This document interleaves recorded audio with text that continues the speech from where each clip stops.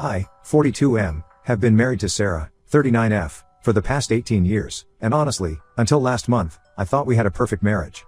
We met during our sophomore year in college. She was studying business, and I was in engineering. We dated for 2 years before getting engaged in our senior year. Everyone said we were the perfect couple. We got married right after graduation and started building our life together. 2 years into our marriage, we had our son Jake, and everything seemed perfect. I had a good job at a tech company, Sarah was climbing the corporate ladder at her firm, and Jake was growing up to be a brilliant kid. We lived in a nice suburb, went on family vacations twice a year, and never had any major problems. Sure, we had our occasional arguments like any couple, but nothing serious. Sarah was always the perfect wife and mother, or so I thought. Jake turned 16 last month. He's always been interested in history, and recently he's gotten really into genealogy. He kept talking about these DNA testing kits and how cool it would be to trace his ancestry. For his birthday, I thought it would be perfect to get him one of those premium DNA testing kits that also show you genetic relatives. Sarah seemed a bit hesitant about it but didn't say anything outright. Now I understand why. 2 weeks ago, the results came back. Jake was excited to explore his heritage, but what he found instead changed our lives forever. Through the DNA matching feature, he discovered he had a half-sister, Amy, 16F, living just 2 hours away from us. At first, I thought it must be some kind of mistake. But then Jake showed me Amy's profile, and my heart stopped. She was born just 3 months before Jake. I remember that period clearly now. Sarah and I had gotten engaged, but about 7 months before the wedding, she suddenly got cold feet. She said she needed space to make sure she was making the right decision. We broke up for about 2 months. When she came back, she was full of apologies and said she had realized I was the one she wanted to spend her life with. We got married as planned, and 2 months later, she told me she was pregnant with Jake. When I confronted Sarah about Amy, she tried to deny it at first. But after hours of arguing and crying, she finally confessed.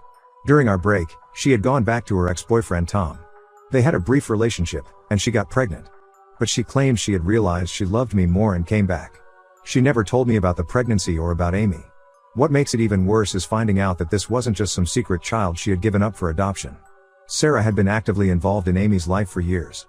Since Amy was 5 years old, Sarah had been secretly meeting her every few months. She would make up excuses about business trips or visiting old college friends. She attended Amy's school events, sent her birthday and Christmas gifts, and even had a separate bank account to send money for Amy's expenses. She had created a whole separate life that she managed to hide from Jake and me for 16 years. She had separate social media accounts to keep in touch with Amy. She even had photos of all of Amy's major life events stored in a secret email account. All this time, while I thought she was the perfect wife and mother, she was living a double life. Jake hasn't taken the news well at all. He's angry, confused, and hurt. He keeps asking to meet Amy, saying she's his sister and he has a right to know her. But every time he brings it up, I feel sick to my stomach. I know it might sound cruel, but I can't handle the thought of him having any connection to the product of my wife's betrayal. It feels like letting them meet would be like accepting Sarah's lies somehow. Sarah thinks I'm being unreasonable and unfair. She keeps saying that Jake has a right to know his sibling and that I'm punishing the kids for her mistakes. She's been crying nonstop, telling me how sorry she is and how she wanted to tell me many times but could never find the courage. But how can I believe anything she says anymore? She's been lying to my face every single day for 16 years. I've moved out of our bedroom and have been sleeping in the guest room. I can barely look at Sarah anymore. Every time I see her, all I can think about is how many times she must have lied to me over the years. How many business trips were actually visits to see Amy? How many girls' nights out were secret meetings with Tom? Jake hasn't spoken to either of us in days. He stays locked up in his room and only comes out for meals. Sarah's family found out about everything last week, and they're divided. Her parents think I'm being too harsh and should give her another chance for Jake's sake. They keep saying that what's done is done, and breaking up our family now won't change the past. But Sarah's sister actually sided with me. She said she couldn't believe Sarah could maintain such a huge lie for so many years and that if she could lie about something this big, who knows what else she might be lying about. My own family is furious with Sarah. My sister, who was always close to Sarah, feels particularly betrayed. She's been texting me nonstop, telling me I need to leave Sarah and that I deserve better than someone who could lie to me for so long. My parents are devastated too. They adored Sarah and treated her like their own daughter. I've been thinking about divorce, but I'm worried about how it would affect Jake. He's already dealing with so much, finding out he has a sister he never knew about, realizing his mother has been lying his entire life. Would divorcing Sarah just add to his trauma? But then again, how can I stay married to someone I can't trust anymore? Every time I think about those 16 years of lies, I feel physically sick. All those memories of our supposedly perfect marriage are now tainted. Was our whole relationship built on lies? Were there other secrets I didn't know about? I keep replaying every moment of our marriage in my head, wondering what else might have been fake. Am I wrong to refuse Jake's request to meet Amy? Should I just swallow my pride and let them meet? Am I being an asshole for potentially denying my son a relationship with his half-sister? I honestly don't know what to do anymore. Update 1 first, I want to thank everyone who commented on my original post. Reading through your responses made me realize I was letting my anger at Sarah affect my judgment about Jake meeting Amy. Many of you pointed out that I was punishing two innocent teenagers for their mother's mistakes, and you were right. After a long conversation with my sister, who helped me see things more clearly, I decided to let Jake and Amy connect through social media first, thinking it would be an easier way for them to get to know each other. But what happened after that decision made everything so much worse. Jake was excited when I told him he could reach out to Amy. He found her on Instagram and sent her a message explaining who he was. Amy responded almost immediately. Turns out she had been hoping to connect with him for years. They started chatting, and at first, everything seemed to be going well. They discovered they had a lot in common, both played soccer, loved the same music, and even had similar tastes in books and movies. For a brief moment, I thought maybe this could work out somehow. But then, 3 days into their conversations, Jake came to me looking absolutely devastated. He showed me screenshots of older conversations between Sarah and Amy that Amy had shared with him. What I read made my blood boil. For years, Sarah had been painting herself as a victim to Amy, making up horrible lies about me to justify why she had to keep Amy a secret. She had told Amy that I was controlling and possessive, that I monitored her phone and email, and that I had anger issues. She claimed that when she tried to tell me about Amy early in our marriage, I had threatened to take Jake away and make sure she never saw him again if she ever mentioned Amy's existence to anyone. She told Amy that she stayed in our unhappy marriage only for Jake's sake, making herself out to be some kind of martyr. Jake was furious. All these years, his half-sister had believed he had a monster for a father. He confronted Sarah that same evening, and I've never seen him so angry. He demanded to know how she could spread such horrible lies about me, especially to someone who had never even met me. Sarah tried to defend herself at first, saying she had only said those things to protect Amy's feelings, to give her a reason why they couldn't be a proper family. But as Jake kept pushing, more truth came out. During his confrontation with Sarah, she finally broke down and revealed something that made everything even worse. Her relationship with Tom, Amy's father, had never really ended. They had been having an on and off affair throughout our entire marriage, meeting up whenever she went to visit Amy. All those business trips, girls' nights out, and weekend conferences, many of them had been excuses to meet Tom. Jake completely lost it after this revelation.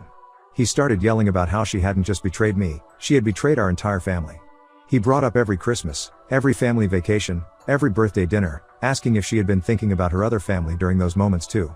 Sarah tried to hug him, saying she loved him and me, that we were her real family, and that Tom was just a mistake she couldn't seem to shake off, but Jake pushed her away. That night, Jake packed a bag and called my sister, asking if he could stay with her for a while. He said he couldn't stand to be in the same house as Sarah anymore, couldn't stand to look at her knowing she had been living this double life his entire existence. I didn't try to stop him, honestly, I feel the same way. I spent the next few days meeting with divorce lawyers. I've already started gathering evidence of Sarah's affair in the financial records of the secret account she used for Amy and Tom.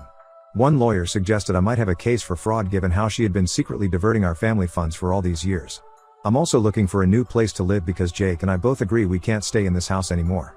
Every room holds memories that now feel poisoned by Sarah's deception.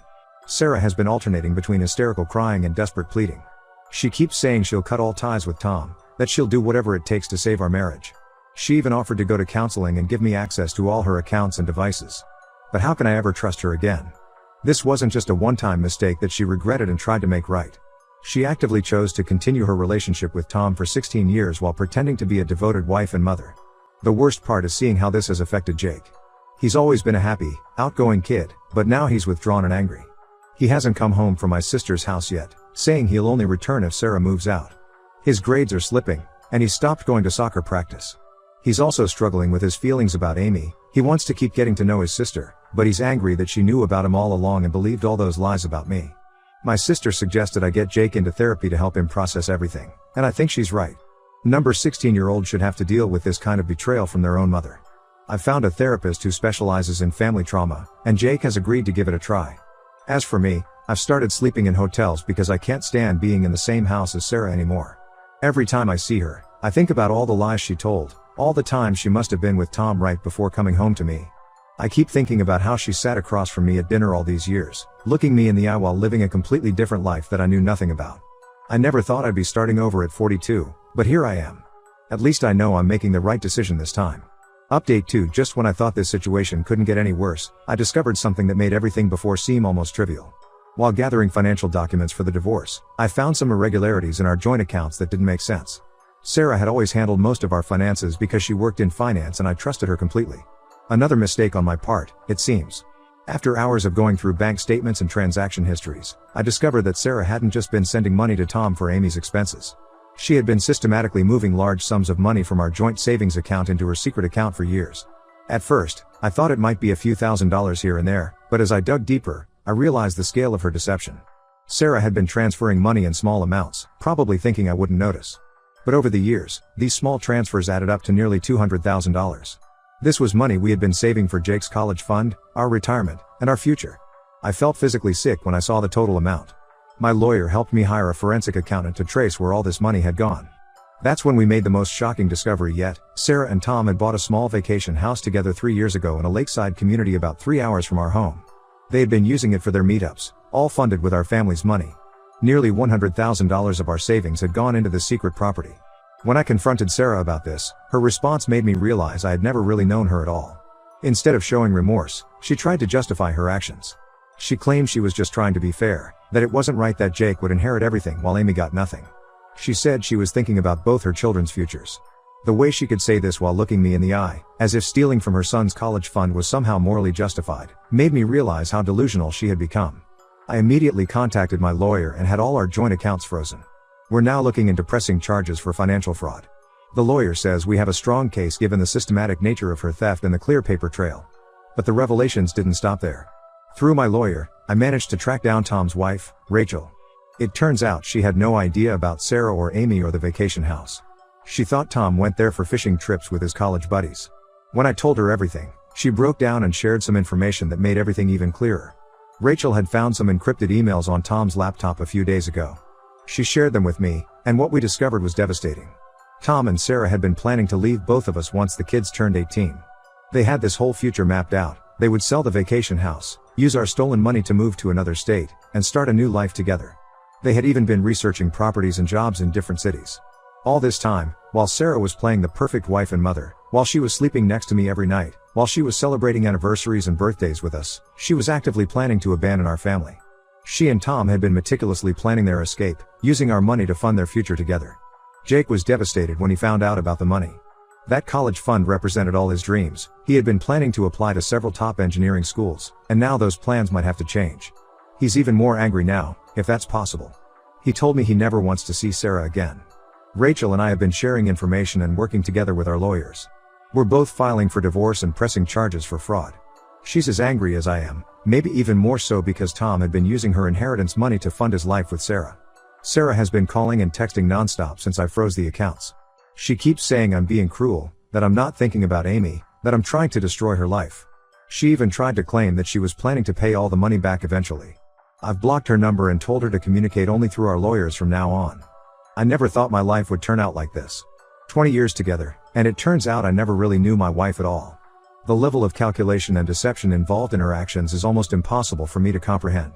How do you share a bed with someone for 16 years while systematically stealing from them and planning to leave them? At least now I know the full truth, as painful as it is. The divorce proceedings are moving forward, and I'm focusing on helping Jake get through this. That's all I can do right now. Update 3: The divorce was finalized last week. The past 6 months have been a roller coaster, but things are finally settling into a new normal. I wanted to give everyone a final update on how everything turned out. The custody battle was surprisingly brief. Sarah tried to fight for joint custody of Jake, but given that he's 16 and firmly stated his preference to live with me full-time, the judge took his wishes into account.